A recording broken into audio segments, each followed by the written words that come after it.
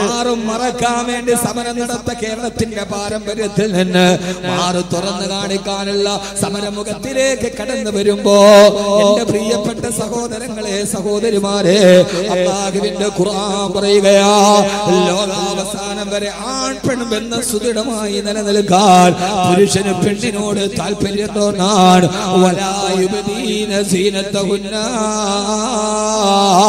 നിന്റെ സൗന്ദര്യത്തെ ആരുടെ മുമ്പിൽ നീ വെളിവാക്കരുത് ആ സൗന്ദര്യത്തെ അടച്ചു പിടിച്ചിട്ട് അല്ലാഹുവിന് ഇഷ്ടപ്പെട്ടവളായി കടന്നുപോയി അവസാന സഹോദരങ്ങളെ ഏറെ പറയാൻ സമയമില്ല അവസാനം നീ ആരാകണമെന്നറിയോ ഒരു നല്ല പെങ്ങളായി ഒരു ഉമ്മയായി ഒരു ഭാര്യയായി ഭർത്താവിന്റെ ജീവിതത്തിലോട്ട് ഒരു പുരുഷന്റെ ജീവിതത്തിലോട്ട് കടന്നു വരുന്ന ഒരു നല്ല ഭാര്യയായി നീ നിന്റെ ജീവിതത്തിലോട്ട് കടന്നു പോകണേ എന്നല്ലാഹുവിന്റെ വിശുദ്ധ ഖുർആൻ എന്ന് സ്ത്രീക്കൊപ്പം നിലനിന്ന ഖുർആൻ സ്ത്രീയുടെ വസ്ത്രധാരണം മാത്രമല്ല പലപ്പോഴും ആളുകൾ പറയാറുണ്ട് കബീർ ബാഖവി അടക്കമുള്ള ആളുകൾ അല്ലയോ പെങ്ങളെ എന്ന് വിളിച്ചിട്ടാണ് സംസാരിക്കുക. ഈ അടുത്ത സമയത്ത് ഒരു സഹോദരിയുടെ വോയിസ് ക്ലിപ്പ് തന്നെ വാട്സപ്പ് ഗ്രൂപ്പിൽ വൈറലായി. ഉസ്താദേ നിങ്ങൾ ഭാര്യമാരെ കുറിച്ച് പറയാത്തരെന്താ? ഈ ബ്ലൂ ഫിലിം കണ്ടുകൊണ്ടിരിക്കുന്ന ഞങ്ങൾ അടുക്കളയിലെ യന്ത്രമായി കണക്കാക്കുന്ന കടപ്പറയിൽ ഞങ്ങളുടെ അടുക്കലേക്ക് വരാത്ത ഒരു ഭർത്താവിന് എന്ത് കടമയാണ് ഞങ്ങൾ ചെയ്തു കൊടുക്കേണ്ടതെന്ന് ആദ്യമായിട്ട് തന്നെ ആ സഹോദരിയോട് സ്നേഹപൂർവ്വം സഹോദരി നിങ്ങൾക്ക് ജീവിതത്തിൽ കിട്ടിയ ഭർത്താവ് അങ്ങനെയാണെന്ന് കരുതി എല്ലാ ആണുങ്ങളും പുരുഷന്മാരും അങ്ങനെയല്ല കേട്ടോ. 100% ഭാര്യമാരെ സ്നേഹിക്കുന്ന ആദരിക്കുന്ന ബഹുമാനിക്കുന്ന ഭാര്യയുടെ അവകാശങ്ങളെ സംരക്ഷിക്കുന്ന 100 കണക്കിന് ആണുങ്ങളുണ്ട്. എല്ലാ ആണുങ്ങളും അങ്ങനെയാണെന്ന് കരുതരുതേ. നിങ്ങൾക്ക് കിട്ടിയത് അങ്ങനെയാണെന്ന് കരുതി എല്ലാ പുരുഷന്മാരും അങ്ങനെയല്ല. ഇനി നിങ്ങൾ നല്ലതായിട്ടും അങ്ങനെ ഒരു ഭർത്താവിനെയാണ് കിട്ടിയതെങ്കിൽ അത് നിങ്ങളുടെ ജീവിതത്തിന്റെ ഏറ്റവും വലിയ ക്ഷമയ്ക്ക് വേണ്ടി സ്വർഗത്തിന് കാരണമാക്കി മാറ്റുക. ആദരവായ പ്രവാചകൻ നബി മുഹമ്മദ് മുസ്തഫ സല്ലല്ലാഹു അലൈഹി വസല്ലമ പറഞ്ഞത് ഈ വിനീതൻ ഏറ്റവും കൂടുതൽ സംസാരിച്ചത് നല്ല ഭർത്താക്കന്മാരെ കുറിച്ചാണ്, നല്ല ഭാര്യയെ കുറിച്ചല്ല. അല്ലാഹുവിന്റെ റസൂൽ പറഞ്ഞതെന്നറിയോ? പുരുഷനോട് പറഞ്ഞതെന്നറിയോ? പുരുഷ നിന്റെ കണ്ണിൽ പെണ്ണാരായിരിക്കണമെന്നറിയുമോ? സന്ധ്യാനേരത്ത് നടന്നു പോകുമ്പോ റോഡ് വക്കിലൂടെ നടന്നു പോകുന്ന പെണ്ണിനെ കാമത്തോടെ നോക്കരുത്. അത് നിന്റെ പെങ്ങളാണെന്ന് കരുതുക, അത് നിന്റെ ഭാര്യയാണെന്ന് കരുതുക, അത് നിന്റെ ഉമ്മയാണെന്ന് കരുതുക. റോഡിലൂടെ നടന്നു പോകുന്ന പെണ്ണിന്റെ ശരീരത്തിനോട് വില ചോദിക്കരുത്. ഫേസ്ബുക്കിൽ കമന്റ് ഇടുമ്പോ പല ചെറുപ്പക്കാരും അവൾ പുരോഗമനവാദിയാകട്ടെ ഫെമിനിസ്റ്റ് ആകട്ടെ അവരുടെ അവകാശങ്ങളും ആദർശങ്ങളും അവര് പറയട്ടെ, മാന്യമായി കമന്റ് കൊടുത്ത് പ്രതികരിക്കുക. അല്ലാതെ അവളോട് ചോദിക്കരുത് നിന്റെ രാത്രിക്ക് ഒരു രാത്രിക്ക് എന്ത് വിലയുണ്ട്? പെണ്ണെന്നുള്ളത് രാത്രിക്ക് വിലയിടാനുള്ളതല്ല. പെണ്ണെന്ന് പറയുന്നത് നിനക്ക് വിലയിടാൻ പറ്റുന്ന ഒരു സാധനമല്ല. അവളുടെ ഒരു രാത്രിക്ക് നിനക്ക് വില നിശ്ചയിക്കാൻ കഴിയില്ല. ഹബീബായ നബി സല്ലല്ലാഹു അലൈഹി വസല്ലം പറയാ മാ അക്രമഹുന്ന ഇല്ലാ കരീം വമാ അഹാനഹുന്ന ഇല്ലാ ലഈൻ. മാ അക്രമഹുന്ന ഇല്ലാ കരീം. മാന്യന്മാരല്ലാതെ പെണ്ണിനെ ബഹുമാനിക്കില്ല. മാന്യന്മാർക്ക് പെണ്ണിനെ ബഹുമാനിക്കാൻ കഴിയൂ. വമാ അഹാനഹുന്ന ഇല്ലാ ലഈൻ. ശപിക്കപ്പെട്ട നിഷ്ക്രിയനുമാണ്, ശപിക്കപ്പെട്ടവനാണ് പെണ്ണിനെ നിന്ദിക്കുന്നവൻ, അവളുടെ രാത്രിക്ക് വില പറയുന്നവന്, അവളുടെ മാറിടം നോക്കി തുറിച്ചു നോക്കുന്നവന്, അവളുടെ ശരീരത്തെ കടുകനെ പോലെ കുത്തിപ്പറിക്കുന്നവന്, ബസ് സ്റ്റാൻഡിൽ ഒറ്റക്ക് നിൽക്കുന്ന പെണ്ണിനെ ചുറ്റി നടക്കുന്ന പൂവാലന്മാർ. അല്ലാഹു പറയാണ് പെണ്ണിനെ ബഹുമാനിക്കണേ, പെണ്ണിനെ ആദരിക്കണേ. മാന്യനായ പുരുഷനല്ലാതെ പെണ്ണിനെ ആദരിക്കാൻ കഴിയില്ല. പെണ്ണെടുത്തുകാരെ, പെണ്ണിടം തിരിച്ചു പിടിക്കാൻ ശ്രമിക്കുന്നവരെ, റസൂലിന്റെ സ്ത്രീയെ കുറിച്ചുള്ള ആദരവിന്റെ പദാർത്ഥങ്ങളെ പഠിക്കുക. അല്ലാഹു തൗഫീഖ് നൽകട്ടെ. നിന്റെ ഭാര്യയായി വരുന്ന പെണ്ണ്, ആ പെണ്ണിൽ നിന്ന് ഇഷ്ടമില്ലാത്തതൊന്ന് സംഭവിച്ചാൽ പോലും അവളെ തലാഖ് ചൊല്ലി ഒറ്റയടിക്ക് ഒഴിവാക്കാൻ നിനക്കും അധികാരമില്ല. നീ അവളെ ഭാര്യയായി, ഫെമിനിസ്റ്റുകൾ ചോദിക്കുന്നത് ഒരു ഭാര്യയായി സ്വാതന്ത്ര്യമില്ലാതെ താഴെ കിടക്കാനാണോ? ഭാര്യയുമായിട്ടൊരു പ്രശ്നമുണ്ടായാൽ ഉടനെ തലാഖ് ചൊല്ലിയിട്ട് ഒഴിവാക്കാനും പാടില്ല. ഒഴിവാക്കാവോ? ഭാര്യ ഭർത്താവ് തമ്മിലൊരു വഴക്കുണ്ടായി, വീട്ടിൽ കൊണ്ടുവിടാണ് ചെയ്യേണ്ടത്? ആണോ? മുത്തലാഖൊക്കെ വലിയ വിഷയമല്ലേ? സ്ത്രീയെ കുറിച്ച് അല്ലാഹു എങ്ങനെയാ പറഞ്ഞത്? ഖുർആനിലെ 2 ആയത്ത്. ഒരാണും പെണ്ണും തമ്മിൽ, ഭാര്യയും ഭർത്താവും തമ്മിൽ വഴക്കുണ്ടായി, എന്ത് ചെയ്യണം? അല്ലാഹു പറഞ്ഞു. ആരാ പറഞ്ഞത്? അല്ലാഹു പറയടാ, നിന്റെ ഭാര്യ നീ തമ്മിൽ വഴക്കുണ്ടായി, എന്ത് ചെയ്യണം? ഖുർആൻ സൂറത്തുൻ നിസാ. കേട്ടിട്ടുണ്ടോ? വഴക്കുണ്ടായി, അടിയായി, എന്നെ തലാക്ക് നീ തലാക്ക് പോ. ഇല്ല, ആളുകൾ തെറ്റിദ്ധരിച്ചത് കൊണ്ടാണ് ഖുർആൻ പറഞ്ഞ 2 ആയത്ത്. അത് കഴിഞ്ഞിട്ട് ഏറ്റവും നല്ല വസ്ത്രം ഏതാന്ന് പറഞ്ഞിട്ട് ഇൻഷാ അല്ലാഹ് നമുക്ക് പിരിയാം. അല്ലാഹു തൗഫീഖ് നൽകട്ടെ. ആമീൻ പറയും. അല്ലാഹു തൗഫീഖ് നൽകട്ടെ. നമ്മുടെ ഉറൂസ് കമ്മിറ്റി ഭാരവാഹികൾ, ഒരു ഭാര്യയും ഭർത്താവും തമ്മിൽ പിണക്കുണ്ടായാൽ എന്ത് ചെയ്യണം? സ്ത്രീയോട് എങ്ങനെ പെരുമാറണം? ഖുർആൻ പറഞ്ഞ ഒരു ഘട്ടം ഞാൻ പറഞ്ഞുതരാം. അള്ളാന്റെ ഖുർആൻ പറഞ്ഞ ഘട്ടം, അള്ളാഹ് പറഞ്ഞ ഘട്ടം അല്ലാഹു സ്വീകരിക്കട്ടെ. നമ്മുടെ ഉറൂസ് കമ്മിറ്റി ഭാരവാഹികൾ ഒരു ബക്കറ്റുമായി നിങ്ങളുടെ മുമ്പിലേക്ക് വരും. എല്ലാവരും കാര്യമായ രീതിയിൽ സഹായിക്കുക, സഹകരിക്കുക. ഉറക്ക ഒരു 3 സ്വലാത്തിൽ സല്ലല്ലാഹു അലാ മുഹമ്മദ്,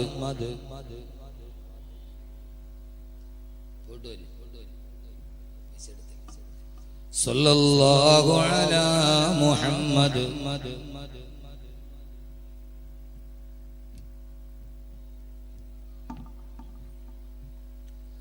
اللهم صل على محمد يا رب صل عليه وسلم. അല്ലാഹുവേ നീ സ്വീകരിക്കണേ അല്ലാഹ്. ഈ സദഖ ചെയ്യുന്ന സഹോദരങ്ങളുടെ ഹലാലായ മുറാദുകൾ ഹാസിലാക്കണേ തമ്പുരാനെ. ഐശ്വര്യം പ്രദാനം ചെയ്യണേ അല്ലാഹുവേ. നന്മ നൽകി അനുഗ്രഹിക്കണേ അല്ലാഹ്. അവരുടെ ജീവിതത്തിലെ എല്ലാ പ്രയാസങ്ങളും ബുദ്ധിമുട്ടുകളും മാറ്റി തരണേ അല്ലാഹ്. അല്ലാഹുവിന്റെ പ്രവാചകൻ നബി മുഹമ്മദ് മുസ്തഫ സല്ലല്ലാഹു അലൈഹി വസല്ലമ സ്വന്തം ജീവിതം കൊണ്ട് ഖുർആൻ വരച്ചു കാണിച്ച മുത്തു മുസ്തഫ സല്ലല്ലാഹു അലൈഹി വസല്ലമ ഈ ബേക്കൽ മക്ക പരിസരത്തിന്റെ ശബ്ദം കേൾക്കാനെത്തിയ പ്രിയപ്പെട്ട സഹോദരങ്ങളോട് സഹോദരിമാരോട് ഓർമ്മിപ്പിക്കുകയാ. അല്ലാഹുവിന്റെ ഖുർആൻ സ്ത്രീയെ കുറിച്ച് പറഞ്ഞത് ഏതെന്നറിയുമോ? അല്ലാഹുവിന്റെ പ്രവാചകൻ പറയുന്നു, നിങ്ങളുടെ ഭാര്യ അത് നിന്റെ ജീവിതത്തിലോട്ട് കടന്നു വന്നവളാ. ആ ഭാര്യയെ നിന്റെ ജീവിതത്തിൽ ഒരു ഭാര്യയായി സ്വീകരിക്കുമ്പോ തന്നെ നീ അല്ലാഹുവിനോട് കരാർ ഒപ്പിട്ടിട്ടാണ് വാങ്ങിക്കുന്നത്.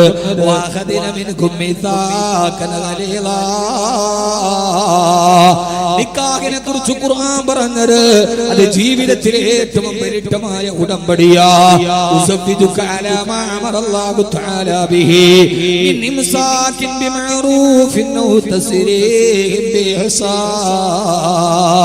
ഒരു വാപ്പ കല്യാണ സദസ്സിലെ ചെറുപ്പക്കാരാ, നിന്റെ കൈ പിടിച്ചിട്ട് നിന്റെ ഭാര്യയുടെ വാപ്പ പറഞ്ഞതേതെന്നറിയോ?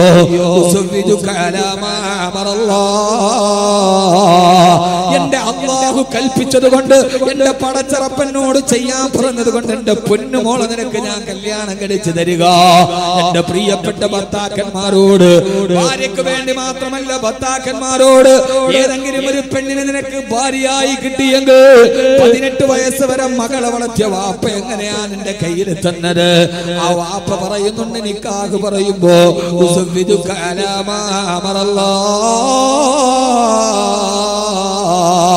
എന്റെ അല്ലാഹു എന്നോട് പറഞ്ഞത് കൊണ്ടാണ് കേട്ടോ. 18 വയസ്സുള്ള എന്റെ പൊന്നുമോളെ നിനക്ക് കല്യാണം കഴിപ്പിച്ചു തരുന്നത്. അവൾക്കിനി ഭക്ഷണം കൊടുക്കാൻ എന്റെ വീട്ടിലില്ലാത്തത് കൊണ്ടല്ല, എനിക്ക് അവൾ അധിക ഭാരമായത് കൊണ്ടല്ല, എന്റെ വീട്ടിൽ നിന്ന് അവൾ പൊര നിറഞ്ഞ് കിടക്കുന്നത് കൊണ്ടല്ല, ഒരു പരിചയവുമില്ലാത്ത നിന്റെ കൈവെള്ളയിൽ എന്റെ മോളെ ഞാൻ, എന്റെ പൊന്നുമോള്, എന്റെ കരളിന്റെ കശനമായ പൊന്നുമോളെ ഞാൻ ഏൽപ്പിച്ചു തരുന്നത് എന്റെ റബ്ബനോട് പറഞ്ഞത് കൊണ്ടാ, ഇതെന്റെ റസൂലുള്ളാഹിയുടെ സുന്നത്തായത് കൊണ്ടാ, ഇത് ഹബീബായ നബി മുഹമ്മദ് മുസ്തഫ സല്ലല്ലാഹു അലൈഹി വസല്ലമയുടെ സുന്നത്താണല്ലോ. നിക്കാഹു മിൻ സുന്നത്തി, നിക്കാഹിന്റെ ചര്യയിൽപ്പെട്ടടാ. അല്ലാഹുവിന്റെ പൊരുത്തം കിട്ടാൻ, എന്റെ ഹബീബായ മുത്തു മുസ്തഫാന്റെ സുന്നത്തിന്റെ പ്രതിഫലം കിട്ടാൻ എന്റെ പൊന്നുമോളെ നിന്റെ കയ്യിൽ ഞാൻ തരികയാ.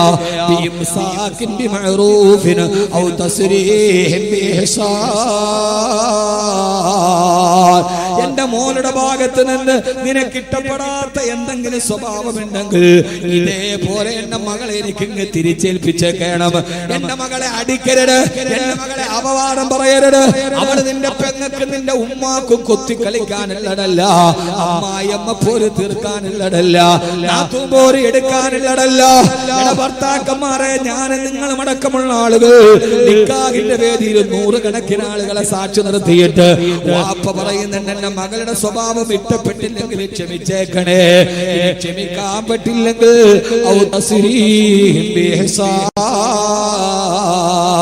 എന്റെ മോളെ ഈ തരുന്നത് പോലെ പോറേൽപ്പിക്കാതെ എന്റെ കൺമണി എനിക്ക് തിരിച്ചേൽപ്പിച്ചേക്കണം. ഈ നിബന്ധന പറയുമ്പോ അപ്പോഴാണോ നീ പറഞ്ഞത് കബിൽതു, ഞാൻ ഈ എഗ്രിമെന്റ് സ്വീകരിച്ചു, ഞാൻ ഈ കരാറിൽ ഒപ്പിടുകയാ. നിങ്ങളുടെ മകളെ ഞാൻ വേദനിപ്പിക്കില്ല, അവളെ ഞാൻ കണ്ണുനീര് കുടിപ്പിക്കില്ല, അവളെ ഞാൻ അടിക്കില്ല, അവളുടെ സ്വാതന്ത്ര്യത്തെ ഞാൻ ഹരിക്കില്ല. ഇതാണ് ഫെമിനിസ്റ്റുകളെ. ഞാൻ പറയുന്നു ലോക ചരിത്രത്തിലേറെക്കെ മതങ്ങളുണ്ട്. കല്യാണം നടക്കുന്ന സമയത്ത് പെണ്ണിന്റെ മാനത്തിന് കരാറൊപ്പിട്ടിട്ട് ഈ മാനം സംരക്ഷിക്കണമെന്ന് കരാറൊപ്പിടാൻ പറഞ്ഞ ഒരു മതമേതെങ്കിലും ഉണ്ടെങ്കിൽ പറയുമോ? ഫെമിനിസ്റ്റുകളോട്, ഇസ്ലാം അടക്കി വെച്ചെന്ന് പറഞ്ഞവളോട്, പുരോഗമനവാദികളോട്, ഇസ്ലാമിലെ പെണ്ണിന് മാനമില്ലെന്ന് പറഞ്ഞവളോട്, കല്യാണം കഴിക്കാൻ ഒരു പുരുഷൻ വരുമ്പോ 100 കണക്കിന് ആളുകളെ സാക്ഷി നിർത്തിയിട്ട് 2 സാക്ഷിമാരെ എഴുതി ഒപ്പിടിപ്പിച്ചിട്ട് ഈ പെണ്ണിനൊരു പോറൽ പോലും ഏൽപ്പിക്കരുതെന്ന് പറഞ്ഞ് അത് ഉറപ്പിച്ച് സമ്മതിപ്പിച്ച് പെണ്ണിനെ കല്യാണം കഴിച്ചു വിടുന്ന ഒരു മാനിഫെസ്റ്റോ ഉണ്ടെങ്കിൽ അത് അല്ലാഹുവിന്റെ വിശുദ്ധ ഇസ്ലാമാണ്. അവിടെ ഇന്നലെ പെണ്ണിനാണ്, ആണിനല്ല. നിന്റെ വീട്ടിലേക്ക് നിന്റെ പെണ്ണ് വരികയാണ്, അവളെ അപമാനിക്കരുത്, അവളുടെ മാനം കെടുത്തരുത്. പെണ്ണെടുത്തുകാരോട്, ഫെമിനിസ്റ്റ് വാദികളോട്, പുരോഗമനവാദികളോട് സന്തോഷത്തോടെ വരൂ, നമുക്ക് സംവദിക്കാം, ഇസ്ലാമിന്റെ പെണ്ണിന്റെ നിലയെ കുറിച്ച് പറയാം. അങ്ങനെ കൈപിടിച്ചിട്ടാണ് നിന്റെ പെണ്ണിനെ നീ കൊണ്ടുപോയത്. അങ്ങനെ എങ്ങാനും നിങ്ങൾ ജീവിതം ആരംഭിച്ചിട്ട് ഭാര്യ ഭർത്താക്കന്മാരുടെ ഇടയിൽ പിണക്കമായി, ഭാര്യ ഭർത്താക്കന്മാരുടെ ഇടയിൽ പിണക്കമായി, എഗ്രിമെന്റ് ഡിമാൻഡും ഒക്കെ പറഞ്ഞ് ഓളെ കെട്ടിക്കൊണ്ട് വീട്ടിൽ പോയി. അവള് നന്നായിട്ട് മുഖമൊക്കെ കഴുകിയപ്പോ ആ മുഖത്ത് വെച്ചിരുന്ന പൗഡറും പുട്ടിയൊക്കെ അങ്ങോട്ട് പോയി കഴിഞ്ഞപ്പോ കല്യാണത്തിന് കണ്ട അത്ര ഗ്ലാമർ ഇല്ല. അപ്പൊ തുടങ്ങുന്ന പ്രശ്നമാണ്. അങ്ങനെ ഭാര്യയും ഭർത്താവും തമ്മിൽ കുറച്ച് കഴിഞ്ഞപ്പോ വഴക്കായി. നിങ്ങൾ വഴക്കൂടൂല ഭാര്യമാരോട്? കല്യാണം കഴിയുമ്പോ എന്താ പടച്ചോരെ വർത്താനം. ചില പ്രൈവറ്റ് ബസ്സിലൊക്കെ കയറിയാല് ഫ്രണ്ടിലെ സീറ്റിൽ ഒരാണും പെണ്ണും കൂടെ ഇരിക്കുന്നതാണ്. ഇങ്ങനെ ഇരുന്നിട്ട് അപ്പുറത്തോട്ട് ഇപ്പുറത്തോട്ട് കെട്ടിപ്പിടിച്ചിരുന്ന് വർത്താനാണ്. അപ്പഴേ മനസ്സിലാക്കണം കല്യാണം കഴിഞ്ഞിട്ട് 1 മാസമായിട്ടുണ്ട്. കുറെ നാള് കഴിഞ്ഞിട്ട് ഈ ഭാര്യയും ഭർത്താവും കൂടെ എന്ത് ചെയ്യും? ഇങ്ങനെ കയറിയിട്ട് ഭർത്താവ് പുരുഷന്മാരുടെ സീറ്റിലിരിക്കും, ഭാര്യ സ്ത്രീകളുടെ സീറ്റിലിരിക്കും. ഇനി അവിടെ പോയിരുന്നു സ്ത്രീകളുടെ സീറ്റിൽ പുരുഷന്മാർ ഇരുന്നൂടാ, നിയമലംഘനമാണ്. അപ്പഴേ മനസ്സിലാക്കണം 3 മാസമായി. ഒരു 6 മാസമാകുമ്പോ ബസ് വരുമ്പോ ഭർത്താവ് ഫ്രണ്ടിലും ഭാര്യ ഫ്രണ്ടിലും കേടും, ഭർത്താവ് ബാക്കിലും കയറും. അപ്പൊ 6 മാസം. 1 വർഷം ആകുമ്പോ ഭർത്താവ് പറയും നീ ഫസ്റ്റ് ബസ്സിന് പോയിക്കോ, ഞാൻ ലാസ്റ്റ് ബസ്സിന് പുറകെ വന്നേ. അപ്പൊ മനസ്സിലായിക്കോണം എത്രയായി? 1 വർഷമായി. ഭാര്യ ഭർത്താവ് ആകുമ്പോ പിണങ്ങും.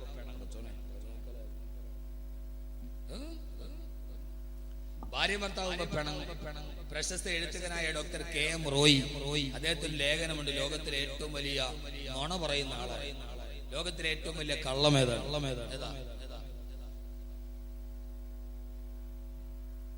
താഴെ എഴുതുകയാണ്, കല്യാണം കഴിഞ്ഞ ഒരു ഭാര്യയും ഭർത്താവും തമ്മിൽ ഞാൻ എന്റെ ഭാര്യയോട് ഇതുവരെ പിണങ്ങിയിട്ടില്ല എന്ന് ഏതെങ്കിലും ഒരു ഭർത്താവ് പറഞ്ഞാൽ അതാണ് ലോകത്തിലെ ഏറ്റവും വലിയ കള്ളം. പിണങ്ങാത്തവരാരില്ല. ആണാണോ പെണ്ണാണോ പിണങ്ങും, രണ്ട് ശൈലിയാണ്. ഭയങ്കര ചൂട്, ഇതൊന്നും അടുപ്പിച്ച് നോക്കുന്നുണ്ട്, ഭയങ്കര ചൂട്, നിൽക്കാൻ പറ്റണില്ല.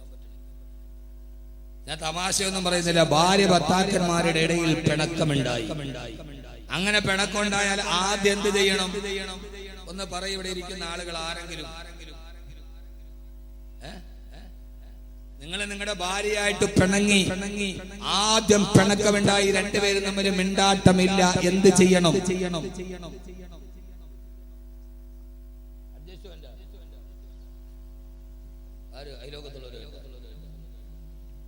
എന്ത് ചെയ്യണം സഹോദര? ഒന്ന് പറയും.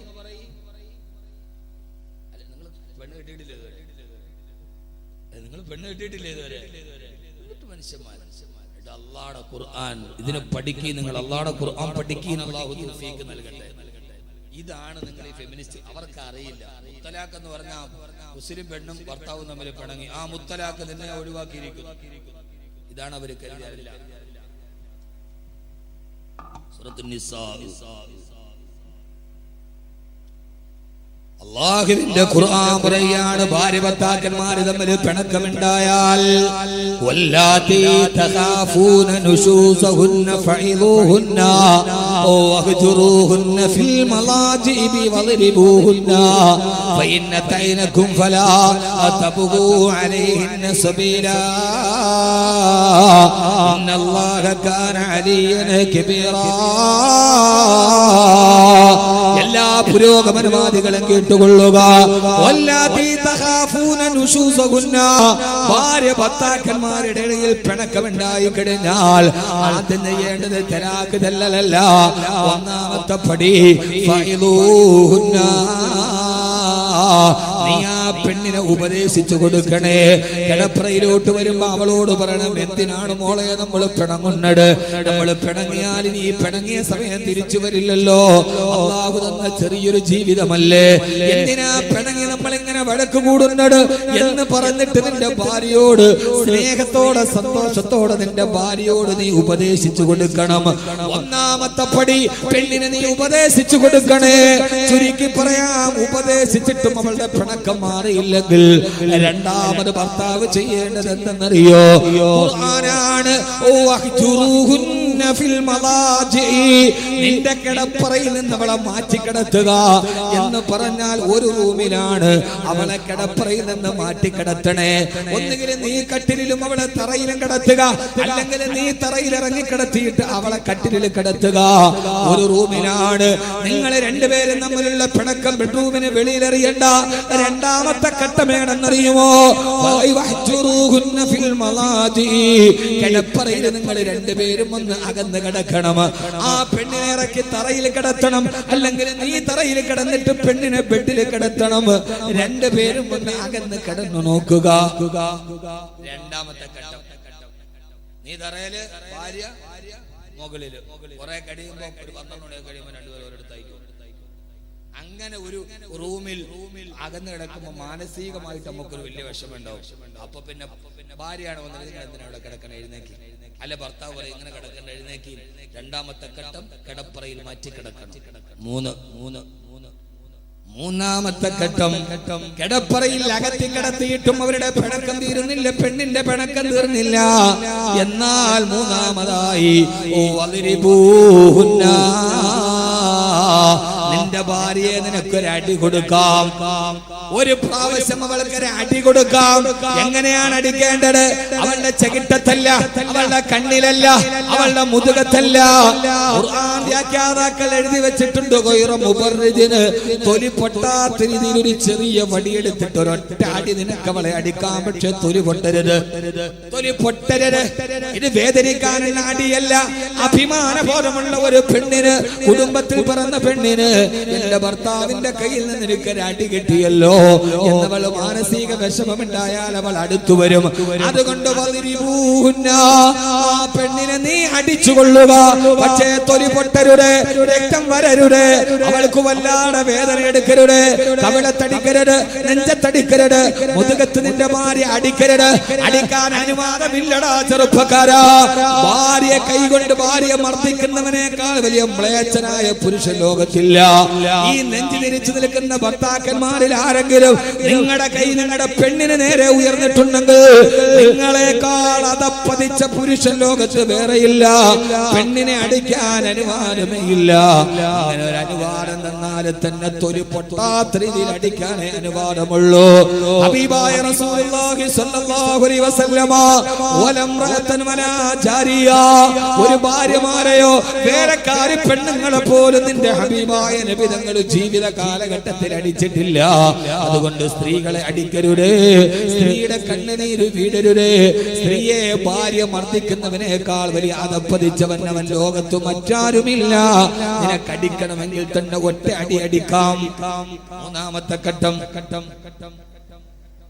അടി കൊടുക്കാം. അതെന്തിന്? ഒരു പേടിയുള്ളൊരു പെണ്ണ് വല്ല ഭർത്താവ് അടിച്ചല്ലോ പടച്ചോനെ എന്ന് വിചാരിച്ച് അടുത്തേക്ക് വരും. അവിടെ ഖുർആൻ നിർത്തുകയാണ്.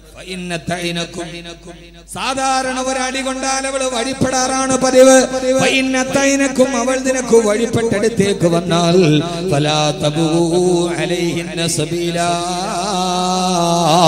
അവളോട് പിന്നെ ദേഷ്യം കാണിക്കരുതേ, അവളോട് അക്രമം കാണിക്കരുതേ. മനുഷ്യന്മാര് പിണങ്ങാറുണ്ട്, ഭാര്യ ഭർത്താക്കന്മാര് പിണങ്ങാറുണ്ട്. ഒരടി കൊടുത്തിട്ട് അവൾ അടുത്തേക്ക് വന്നാൽ ഇണക്കമുള്ള പൂച്ചക്കുട്ടിയെ പോലെ ഭാര്യ അടുത്ത് വന്നാൽ പിന്നെ അവളോട് കോപം കാണിക്കരുതേ. എത്ര ഘട്ടമായി? എത്രയായി? ഓ, നിങ്ങൾക്ക് ഇത് വലിയ ഇഷ്ടം താല്പര്യമൊന്നും ഉണ്ടാവില്ല. 3 ഘട്ടം അല്ല പറയാൻ.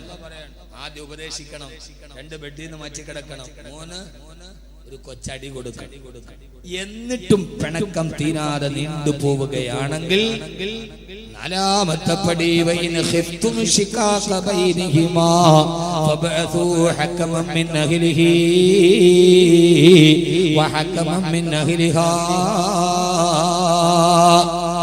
ഉപദേശിച്ചു നോക്കി, കിടപ്പറയിൽ നിന്ന് മാറ്റി കിടത്തി, ഒരു ചെറിയ അടി കൊടുത്തു. എന്നിട്ടും അവരുടെ പിണക്കം മാറുന്നില്ലെങ്കിൽ ഭാര്യ ഭർത്താക്കന്മാരുടെ ഇടയിൽ പിണക്കം നീണ്ടുപോയാൽ 4ാമത്തെ ഘട്ടം ഏതെന്നറിയോ?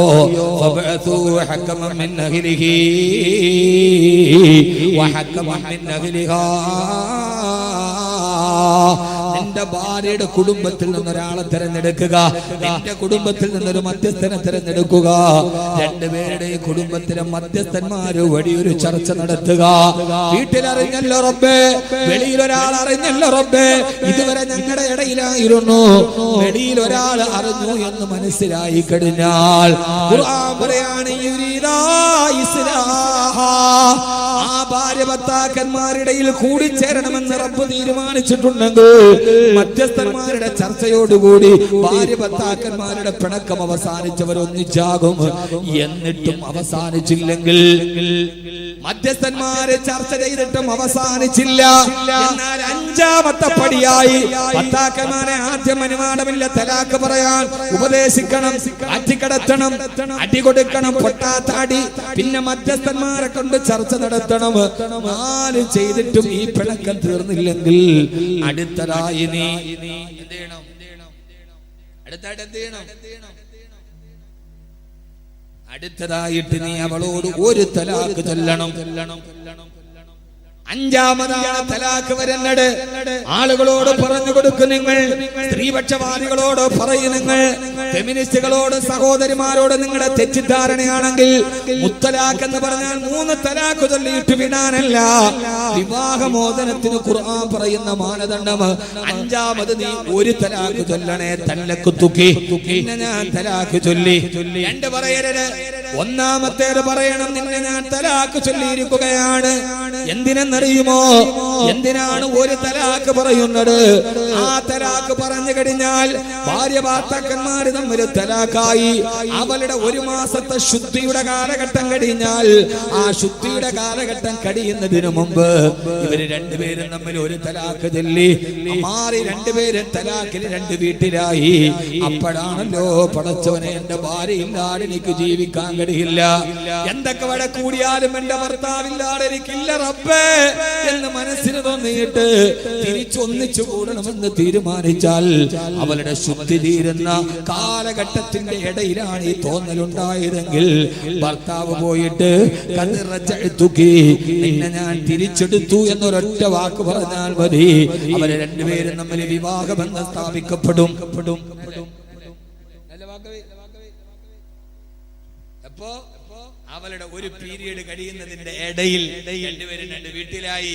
പടച്ചോനെ, 2 വീട്ടിലാകുമ്പോഴേ അറിയൂ. നമ്മളിപ്പോ ഭാര്യയോട് പറയും, പണ്ടാരം നീ നിന്റെ വീട്ടിൽ പോയി ഒരാഴ്ച നിൽക്കണേ, ഞാൻ ഇത്തിരി സ്വാതന്ത്ര്യത്തോടെ നടക്കട്ടെ. നിന്റെ വീട്ടിലും പോവില്ല, പക്ഷേ വീട്ടിലോട്ട് പോയി ഉച്ചക്ക് ചോറുണ്ണാൻ നേരത്ത് ആരും ഇല്ലാതെ ഇങ്ങനെ ഇരിക്കുമ്പോഴാ പടച്ചോനെ ഇത് കുറഞ്ഞല്ലോ അല്ലാഹു. ഒരു ദിവസം അതുങ്ങളില്ലാതെ നിങ്ങൾ ജീവിക്കൂല, ഉറപ്പാണ്. എന്ത് വടക്ക് വന്നാലും ഭാര്യ ഒരു ദിവസം വീട്ടിൽ പറഞ്ഞു വിട്ടു, ഒരു ദിവസം കഴിയുമ്പോ അവളില്ലാതെ ജീവിക്കാൻ പറ്റില്ല. അപ്പൊ ഈ പിണങ്ങിയിട്ട് ഒരു തലാഖ് ചൊല്ലിയാൽ ഇതിന്റെ ഇടയിൽ കൂടിച്ചേരണമെന്ന് ആഗ്രഹമുണ്ടെങ്കിൽ ഞാൻ തിരിച്ചെടുത്തു എന്ന് പറഞ്ഞാൽ മതി. ആ ഒരു ശുദ്ധിയുടെ കാലഘട്ടം കഴിഞ്ഞു, രണ്ടാമത്തെ പീരിയഡിലോട്ട് കഴിഞ്ഞു. എന്നിട്ടും ഇവരെ തമ്മിലുള്ള പിണക്കം തീർന്നില്ലെങ്കിൽ എന്നാലേ രണ്ടാമത്തെ തലാഖ് ചൊല്ലാവൂ. രണ്ടാമത്തെ തലാഖ് ചൊല്ലിയാൽ ആ രണ്ടാമത്തെ തലാഖിന്റെ ഉള്ളിൽ തിരിച്ചെടുക്കണമെന്ന ബോധ്യമുണ്ടായാൽ പിന്നെ തലാഖ് അല്ല, പിന്നെ നിക്കാഹ് പുതുക്കിയെടുത്താൽ മതി. ഒന്നുകൂടി നിക്കാഹ് ചൊല്ലുക, എന്നിട്ട് ഭാര്യയെ തെരഞ്ഞെടുക്കുക. എന്നാലും മൂന്നാമത്തേത് പറയരുതേ, മൂന്നാമത്തേത് പറയാതെ കാത്തിരിക്കണം. ഒന്ന് പറഞ്ഞിട്ട് കാത്തിരിക്കണം, രണ്ട് പറഞ്ഞും കാത്തിരിക്കണം. തിരിച്ചു വരുമോ എന്ന് ഏതാണ്ട് 10-60 ദിവസത്തോളം കാത്തിരുന്ന് ഇനി ഒരിക്കലും ഒന്നിക്കില്ലെന്ന് ഉറപ്പ് വരുമ്പോഴേ മൂന്നാമത്തെ തലാഖ് വരൂ. അപ്പോഴേ പരിപൂർണമായി ഭാര്യ ഭർത്തൃബന്ധം കൂടിച്ചേരാൻ കഴിയാത്ത രീതിയിൽ തിരിച്ചു പോകൂ. ഇങ്ങനെയാണ് തലാഖ്, ഇങ്ങനെയാണ് തലാഖ്. എന്റെ പെണ്ണെ, അവിടെയും സംരക്ഷണം നിനക്കാണ്. ഒറ്റ വാക്കിൽ ഏതോ സിനിമക്കാരൻ പറഞ്ഞതുപോലെ കെട്ടി ഒടിഞ്ഞ് വീണ്ടും കെട്ടി നിന്റെ ആഗ്രഹം പൂർത്തീകരിക്കാനല്ല, നിന്റെ ഭാര്യയെ ഒഴിവാക്കണമെങ്കിൽ പോലും ഈ കടമ്പകൾ കഴിയണം എന്ന് ലോകത്തോട് പറഞ്ഞു കൊടുത്തു. അല്ലാഹുവിന്റെ ഖുർആനിൽ ആയത്തിറങ്ങി. ഖുർആനിൽ പെണ്ണിന്റെ അവകാശത്തെ കുറിച്ച് ആയത്തിറങ്ങി. ഫലാ തഅദുലൂഹുന്ന ലിതദ്ഹബൂ ബിബഅദി മാ ആതൈതുമൂഹുന്ന ഇല്ലാ അയതീന ബിഫാഹിശത്തിൻ മുബയ്യിന. നിങ്ങൾ പെണ്ണുങ്ങളോട് വഴക്ക് കൂടരുത്. സൂറത്തുൻ നിസാ എന്ന അധ്യായം ഇറങ്ങി. പെണ്ണിനോട് പിണങ്ങരുത്, അവളെ വരട്ടരുത്, അവളെ അപമാനിക്കരുത്. ഒരു പെണ്ണിനോട് നിങ്ങൾ വഴക്ക് കൂടുന്നുവെങ്കിൽ, ഭാര്യയെ നിങ്ങൾ വഴക്ക് കൂടുന്നെങ്കിൽ നിസ്സാര കാര്യത്തിന് വഴക്ക് കൂടരുതേ. ഇല്ലാ അയതീന ബിഫാഹിശത്തിൻ മുബയ്യിന. വ്യക്തമായ ഒരു വ്യഭിചാരം പോലെ വ്യക്തമായ തെറ്റ് കണ്ടാലല്ലാതെ ഊഹാപോഹങ്ങളുടെ പേരിൽ, സംശയത്തിന്റെ പേരിൽ, ചെറിയ ചെറിയ തെറ്റുകളുടെ പേരിൽ നിന്റെ ഭാര്യയോട് നീ പിണങ്ങരുതേ, അവളെ കട്ടപ്പെടുത്തരുതേ. ഖുർആൻ പറഞ്ഞ അവകാശത്തിന്റെ മുകളിലാണ് സ്ത്രീ ജീവിക്കുന്നത്. ഏറെ പറയാൻ സമയമില്ലല്ലോ സഹോദരങ്ങളെ, വിശാലമായൊരു വിഷയമാണിത് എന്ന് സ്ത്രീയെ കുറിച്ച് വാചാരമായി പറഞ്ഞ, ആ സ്ത്രീയുടെ വേഷവിധാനത്തെ കുറിച്ച് പറഞ്ഞ,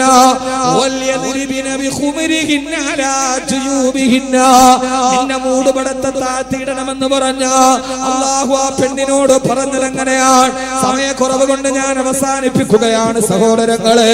അവകാശങ്ങൾ വകവെച്ചു കൊടുത്ത് ആശീർവദിച്ച് ലോകത്തിന്റെ ബഹുമാനത്തെ വാരിക്കോരി കൊടുത്ത് എന്നിട്ട് അല്ലാഹു പറഞ്ഞു, പെണ്ണേ, നിന്റെ സൗന്ദര്യം അമൂല്യമാണ്, നിന്റെ സൗന്ദര്യം അർത്ഥവത്താണ്. നിന്റെ കാലിൽ കിരിങ്ങുന്ന കൊലുസിട്ടിട്ട് ആ കാലിൽ ഇങ്ങനെ അടിച്ചടിച്ച് നടക്കരുതേ. എന്തുകൊണ്ടെന്നറിയുമോ? മനുഷ്യന്റെ പുരുഷനെ നിന്നിലേക്ക് ആകർഷിക്കുന്ന രീതിയിൽ നടക്കണ്ട. അല്ലാഹു പറഞ്ഞതുപോലെ മാന്യമായ വേഷവിധാനം നടത്തുക. അല്ലാഹു തൗഫീഖ് നൽകി അനുഗ്രഹിക്കട്ടെ. അതുകൊണ്ട് നമ്മുടെ പെൺമക്കൾക്ക് നല്ല വേഷവിധാനം, നമ്മുടെ ആൺമക്കൾക്ക് നല്ല വേഷവിധാനം. ആണുങ്ങളോടും പറയാണ്, വസ്ത്രവും സൗന്ദര്യവും അല്ലാഹുവിന്റെ അനുഗ്രഹമാ. ഈ കാസർഗോഡ് കുട്ടികളെ, നിങ്ങൾ ഈ മുടി മുഴുവനും ഇങ്ങനെ മുകളിലോട്ട് സ്ട്രെയിറ്റ് ചെയ്ത് കാന്തത്തിന് മണ്ണിലിട്ടതുപോലെ നടക്കരുത്. ആഭാസകരമായ ഹെയർ കട്ടിങ്ങുകൾ, ആഭാസകരമായ വസ്ത്രവിധാനങ്ങൾ, അണ്ടർ വസ്ത്രങ്ങൾ മുഴുവനും അണ്ടർ ഗാർമെന്റുകൾ വെളിയിൽ കാണുന്ന ആഭാസകരമായ വസ്ത്രവിധാനങ്ങൾ. ചിലരുടെ അണ്ടർ ഗാർമെന്റ് വെളിയിലാണ്, അവന്റെ പാന്റ് അവന്റെ ദിദംബത്തിന്റെ താഴെയാണ്, അവന്റെ പാന്റ് താടയാണ്. യൂറോപ്പിലെ ജയിലുകളിൽ സ്വവർഗരതിക്കാരായ ആണുങ്ങൾ അവർക്കതിന് താല്പര്യമുണ്ടെന്ന് അടയാളം കാണിച്ച വസ്ത്രമാണിത്. അടിവസ്ത്രം മുകളിലാക്കുക, അല്ലാത്ത മേൽവസ്ത്രം താഴ്ത്തിയിടുക. ആഭാസകരമായ വസ്ത്രവിധാനം നടത്തരുത്. ഏറ്റവും നല്ല വസ്ത്രവിധാനത്തോടെ നടന്നു പോകണേ. അല്ലാഹു തൗഫീഖ് നൽകി അനുഗ്രഹിക്കുമാറാകട്ടെ. അല്ലാഹു തൗഫീഖ് നൽകട്ടെ. അല്ലാഹു നമുക്ക് ഏറ്റവും നല്ല വസ്ത്രം ധരിക്കാൻ തൗഫീഖ് നൽകട്ടെ. ഏറ്റവും നല്ല വസ്ത്രം അബിയലുഹാ, ഏറ്റവും നല്ല വസ്ത്രം വെള്ള വസ്ത്രമാണ്. കാസർഗോഡ് ചെറുപ്പക്കാരെ, ജുമയ്ക്ക് വരുമ്പോ ഈ ആവാസത്തിന്റെ വസ്ത്രം മാറ്റ്, ഈ ടീഷർട്ട് മാറ്റ്. ഏറ്റവും നല്ല വെള്ള വസ്ത്രം അണിഞ്ഞിട്ട് തൊപ്പിയും വെച്ച് ജുമയ്ക്ക് പള്ളിയിലേക്ക് വരിക. അല്ലാഹു തൗഫീഖ് നൽകട്ടെ. ആമീൻ പറയ്. അള്ളാഹു തൗഫീഖ് നൽകട്ടെ. വയസ്സന്മാരെ ഈ വെള്ള വസ്ത്രം ഉപേക്ഷിക്കാതിരിക്കുക. കാസർഗോഡ് ഫുള്ള് വെള്ളയാണ്, ചെരുപ്പും വെള്ളയാണ്, മുഖവും വെള്ളയാണ്. കാസർഗോഡുകാരുടെ സൗന്ദര്യം വല്ലാത്താണ്. മാഷാ അല്ലാഹ്, അള്ളാഹു നിലനിർത്തി തരട്ടെ. ഇവിടെ എങ്ങാനും ജനിച്ചാൽ മതിയായിരുന്നു. കാസർഗോഡ് ചെറുപ്പക്കാര് കന്തൂറിട്ട തനി അറബിയാണ്. നമ്മുടെ നാട്ടിലെ പിള്ളേരൊക്കെ കന്തൂറിട്ടൊക്കെ പൊന്നാനിന്ന് മുസ്ലിമായിട്ട് ഇപ്പൊ വന്നോളൂ. കാസർഗോഡ് ചുള്ളന്മാര് ദുബൈയിലൊക്കെ പോകും. നല്ല കാസർഗോഡ് അറബിയാണോ അനറബിയാണോ എന്ന് പറയാൻ പറ്റും. എനിക്ക് സുഹൃത്തുണ്ട് തസ്രീം, വള്ളക്കോടുകാരനാണ്. അവൻ കന്തൂറിട്ട അറബികളെ പോലെയാണ്. അതാരെ ഫേസ്ബുക്കിലിട്ട് തെറ്റായി. അപ്പൊ ഖലീൽ ഉദവി എന്നെ വിളിച്ചിട്ട് നിങ്ങൾ എന്താ എന്നെ പറയാതെ? ഖലീൽ ഉദവി മുഞ്ചന, നിങ്ങൾ തസ്ലീമിനെ മാത്രം പറഞ്ഞ എന്താ എന്നെ പറയാത്ത? തമാശ പറഞ്ഞ. അള്ളാഹു സൗന്ദര്യം നിലനിർത്തി തരട്ടെ. ുണ്ട് കൊച്ചുകുട്ടികളുണ്ട്. എല്ലാ നിസ്കാരത്തിനും നല്ല വസ്ത്രം ധരിച്ചു വരണം. മഴയ്ക്ക് വേണ്ടി നിസ്കരിക്കുമ്പോ താഴ്ന്ന വസ്ത്രം ധരിക്കണം. അല്ലാഹുവിന് കനിവുണ്ടാവാൻ പറഞ്ഞ വസ്ത്രം ധരിച്ചു മദീനയിലെ മുഴുവൻ ആളുകളും മദീനയിൽ വന്ന് മഴയ്ക്ക് വേണ്ടി മരുഭൂമിയിൽ നിസ്കരിച്ചു അത്രേ. പക്ഷേ മദീനയിലും മഴ പെയ്തില്ല. നിസ്കരിക്കാൻ പോയി. അവിടെ ഞാൻ സാധാരണ നിസ്കരിക്കുന്ന ഒരു സ്ഥലമുണ്ട്. രാത്രി ഞാൻ ഇശാ നിസ്കരിച്ചുകൊണ്ട് പള്ളിയിലിരിക്കും. അല്ലാഹുവിന്റെ അടുക്കലേക്ക് കൈകൾ ഉയർത്തി ദുആ ചെയ്യുകയാ. മഹാനവറുകളെ പറയുകയാണ്, ഞാൻ അടുത്ത് കിടന്ന് ഉറങ്ങുകയാണെന്നാണ് ഇയാൾ കരുതിയത്. ഞാൻ നോക്കിയപ്പോ ഒരു കറുകറുത്ത അടിമ, ഒരു പകുതി വസ്ത്രം ധരിച്ച അടിമ, അയാളുടെ മുകളിൽ കിടത്ത മുണ്ടെടുത്ത് മുസല്ലയിലോട്ട് ഇട്ടിട്ട് 2 റക്അത്ത് നിസ്കരിച്ചു. എന്നിട്ട് അല്ലാഹുവിനോട് ദുആ ചെയ്യുന്നു, അല്ലാഹുവേ അല്ലാഹുവേ യാ റബ്ബ് യാ റബ്ബ് യാ റബ്ബ് യാ റബ്ബ്, ഓ അല്ലാഹുവേ നിന്റെ ഹബീബായ നബി തങ്ങളുടെ കുടുംബക്കാർ മുഴുവനും ഇന്ന് നിന്നോട് വന്ന് ദുആ ചെയ്തുവല്ലോ. അവരും മഴയ്ക്ക് വേണ്ടി നിന്നോട് താണു കേണു ചോദിച്ചല്ലോ. നീ അവർക്ക് മഴ കൊടുത്തില്ലല്ലോ അല്ലാഹ്. നിന്റെ ഹബീബായ നബി തങ്ങളുടെ കുടുംബക്കാർ പോലും ചോദിച്ചിട്ട് നീ മഴ കൊടുത്തില്ലല്ലോ റബ്ബേ. അല്ലാഹുവേ നിന്റെ പേരിൽ സത്യം ചെയ്തിട്ട് ഞാൻ പറയാണ്, അല്ലാഹുവേ നീ അവർക്ക് ഇപ്പോ തന്നെ മഴ കൊടുക്കണേ അല്ലാഹ്. ഞാൻ നിന്നിൽ സത്യം ചെയ്ത് പറയുന്നു അല്ലാഹുവേ, നിന്നിൽ സത്യം ചെയ്ത് പറയുന്നു റബ്ബേ, ഇപ്പൊ തന്നെ നീ അവർക്ക് മഴ കൊടുക്കണം അല്ലാഹുവേ. മഹാനവറുകൾ പറയാണ്, ഞാൻ അടുത്തിരുന്ന് ചിരിച്ചു പോയി. ഞാൻ മനസ്സിൽ ചിന്തിച്ചു, മജ്നൂൻ ഭ്രാന്തൻ, ഈ മനുഷ്യൻ എന്താണ് പറയുന്നത്? ഇന്ന് പകൽ അല്ലാഹുവിന്റെ റസൂലിന്റെ കുടുംബക്കാരും ഹബീബായ നബി തങ്ങളുടെ കുടുംബത്തിൽപ്പെട്ട അഹ്ലു ബൈത്തും സഹാബത്തും താബീങ്ങളും അടക്കമുള്ള അല്ലാഹുവിനോട് ഏറ്റവും അടുത്തവര് കൈ കൊടഞ്ഞ് ദുആ ചെയ്തിട്ട് മഴ പെയ്തില്ല. ഈ വടകരത്തെ അടിമ രാത്രി വന്നിട്ട് പറയുന്നു, റബ്ബേ ഞാൻ നിന്നോട് സത്യം ചെയ്ത് പറയാണ്, മദീനയിലും മഴ പെയ്യിപ്പിക്കണേ അല്ലാഹ്. ഇവനൊരു ഭ്രാന്തനാന്ന് ഞാൻ മനസ്സിൽ വിചാരിച്ചു തോന്നില്ല. ആകാശത്തും മദീനയുടെ ആകാശത്ത് ഇടിമുഴക്കത്തിന്റെ ശബ്ദം കേട്ടു. മിന്നൽ പിണരുകൾ ജനാലയിലൂടെ പിളർന്ന് ഭൂമിയിലേക്ക് വീഴുന്നത് ഞാൻ കണ്ടു. മദീനയിലും മഴ അങ്ങട് തിമിർത്ത് പെയ്യാൻ തുടങ്ങി. സഹോദരങ്ങളെ, അവിശ്വസനീയമല്ല, മദീനയിലും മഴ തിമിർത്തങ്ങട് പെയ്യാൻ തുടങ്ങി. മാനവരകൾ പറയാണ്, ഈ മനുഷ്യ ദുആ ചെയ്തപ്പോ അങ്ങനെയാണ്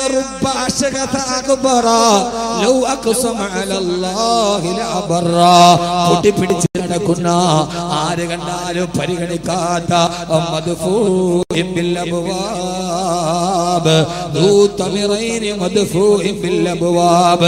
ആരുടെ വീടിന്റെ മുമ്പിൽ വന്നാൽ ആട്ടി ഓടിക്കപ്പെടുന്ന, ആരും ഒരു വിലയും കൊടുക്കാത്ത എത്ര എത്ര സാധുക്കളാണ്.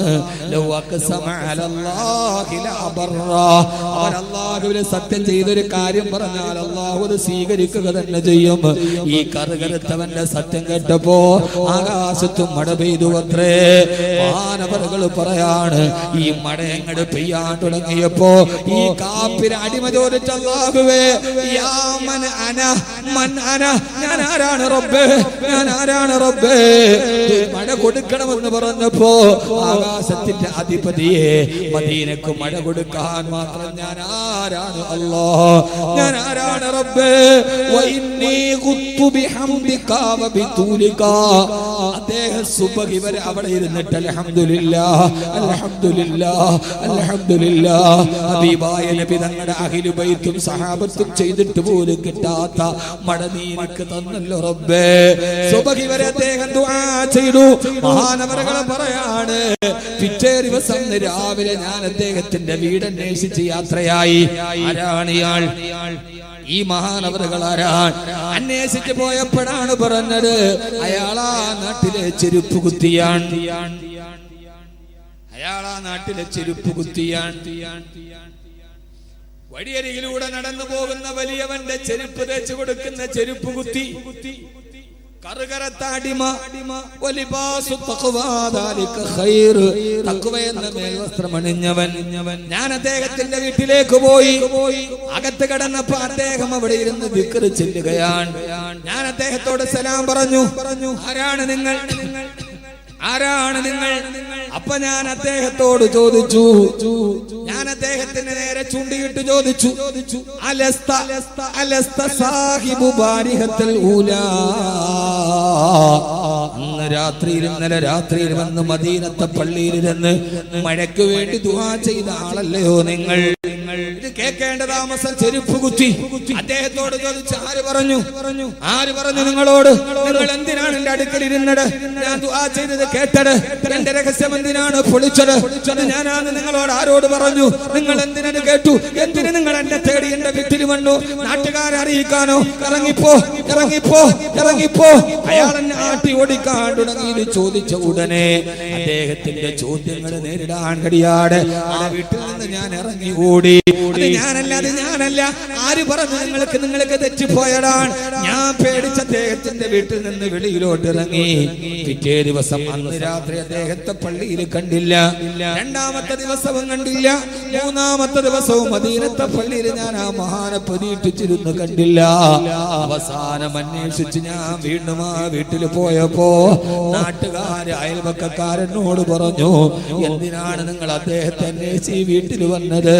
നിങ്ങളന്ന് വന്നിട്ട് പോയതിന്റെ തൊട്ടുപിറകെ പാണ്ഡവും കെട്ടിപ്പെറുക്കിയിട്ട് അദ്ദേഹം എവിടേക്കോ പോയി കളഞ്ഞു.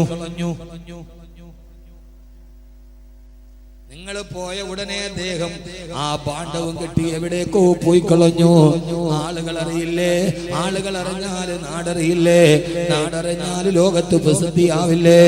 അവര് തന്നെ വന്ന് കെട്ടിപ്പിടിച്ചു മുത്തി നിന്നാല് പടച്ചറപ്പിനോട് ഇബാദത്ത് ചെയ്യാൻ സമയമുണ്ടാവില്ലല്ലോ. എന്റെ പ്രിയപ്പെട്ട സഹോദര സഹോദരി, ലൗലാ ശുയൂഖുൻ ലില്ലാഹി റുക്കഉ വസിബിയത്തും മിനൽ തമാറുല്ലഉ ومحملاتنا للفلاة رتعوا واسبية من اليتامى رضعوا. ഇതുപോലെ തഖ്വയുള്ള പാവപ്പെട്ട കാരണവന്മാർ, പാവപ്പെട്ട ഔലിയാക്കൾ, സൂഫിയാക്കൾ, ഇവരൊക്കെ ഉള്ളത് കൊണ്ടാണ് ഇന്ന് നമ്മളൊക്കെ ഈ ഇവിടെ വെള്ളം കുടിച്ചു പോകുന്നത്, നമ്മൾ ഭക്ഷണം കഴിച്ചു പോകുന്നത്. അതുകൊണ്ട് അവരുടെ വഴിയിലൂടെ സഞ്ചരിക്കുക, അവരെ പിൻപറ്റുക, ജീവിതത്തിൽ നല്ലവരായി ജീവിക്കുക. പണവും സമ്പത്തും ആരോഗ്യവും നഷ്ടപ്പെടുമെന്ന് ഓർക്കുക. ഖത്തർ സാലിഹാജി നാളെ അറിയപ്പെടുന്നത് അദ്ദേഹത്തിന്റെ പേരിലെ ഖത്തർ കൊണ്ടല്ല, ഇപ്പുറത്തുള്ള ഹാജി അഹ്മദ് കൊണ്ടല്ല. ആ മനുഷ്യൻ വെച്ചുകൊടുത്ത പള്ളികൾ, അദ്ദേഹം വെച്ചുകൊടുത്ത തൈക്കാവുകൾ, അദ്ദേഹം വെച്ചുകൊടുത്ത മദ്രസകൾ മരിച്ചു മണ്ണിന്റെ അടിയിൽ കിടക്കുമ്പോഴും ആ മനുഷ്യനെ അറിയപ്പെടുന്നത് ഇന്നയാള് വെച്ചുകൊടുത്ത പള്ളിയാണ്, ഇന്നയാള് വെച്ചുകൊടുത്ത മദ്രസയാണ്. അതുകൊണ്ട് അല്ലാഹു നമുക്കൊരായുസ് തന്നിട്ടുണ്ട്. മുഅ്മിനീങ്ങളെ, എപ്പോഴാണ് മരിക്കുന്നതെന്ന് നമുക്ക് അറിയില്ലല്ലോ. മുദാവി വൽ മുദാവാ വല്ലദീ ജലബതവാബഹു വൽ മുഷ്തരി. എപ്പോ മരിച്ചു പോയാലും നമ്മൾ ഈ ലോകത്ത് ജീവിച്ചിരുന്നു എന്നതിന് അടയാളം ഉണ്ടാവണം. അല്ലാഹു തൗഫീഖ് നൽകട്ടെ.